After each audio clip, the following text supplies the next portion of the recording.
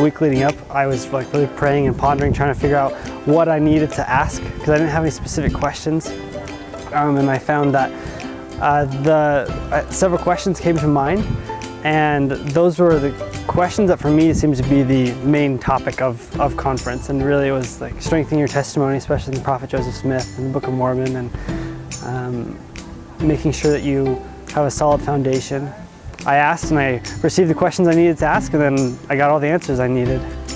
Just the emphasis, specifically in the Sunday morning session, on joy, on having like happiness, and I don't know, I think that's really important, especially like being a student, you can get pretty stressed.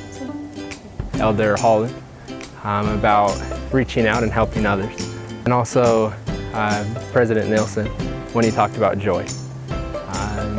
It's something that's kind of hard during school to feel joy when you're all stressed out. And so it was nice to hear a couple ways that we can feel joy and the reasons that we should feel joy for our Savior Jesus Christ.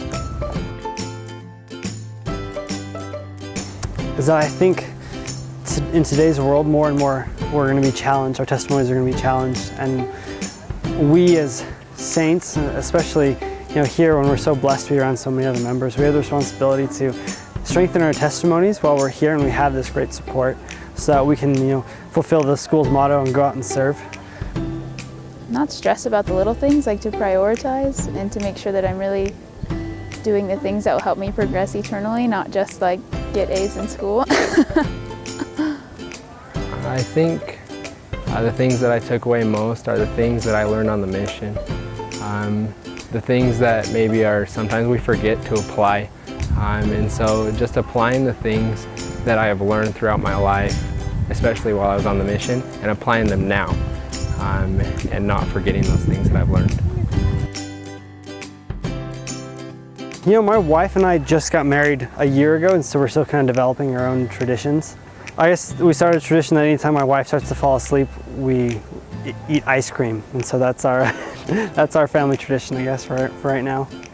I watched with two of my companions this year for my mission. One came down from Canada, and it was her first and probably only time that she'll go to conference because she's going to move to Australia. So that was really cool that she was able to experience that. She was just in awe the whole time. We don't really have a ton of traditions except eat a lot of food and enjoy conference.